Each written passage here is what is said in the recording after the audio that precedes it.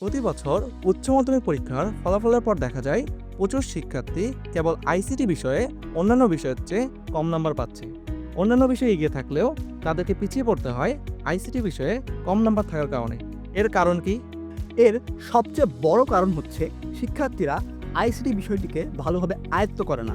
Physics, chemistry, accounting কিংবা ইকোনমিক্সের মতো main বিষয়গুলোকে যতটা গুরুত্ব সহকারে তারা পড়াশোনা করে, আইসিটিকে সেভাবে পড়াশোনা করে না। ধরেই নেয় পরীক্ষার আগে একদিন পড়াশোনা করেই তারা পরীক্ষায় ভালো করে ফেলবে। পরিণতি দাঁড়ায় ফেল কিংবা খারাপ জিপিএ। তাই এই ধারণা থেকে এখনই বেরিয়ে আসতে হবে এবং আইসিটি বিষয়ে নিজেকে দক্ষ করে তুলতে হবে। কি দক্ষতার কথা শুনেই ভয় পেয়ে গেছো? ভাবছো অনেক পড়াশোনা, অনেক পরিশ্রমের কাজ? না, একদমই নয়। ভালো নম্বর পেতে সারাদিন বই নিয়ে পড়ে থাকার কিন্তু দিন শেষ।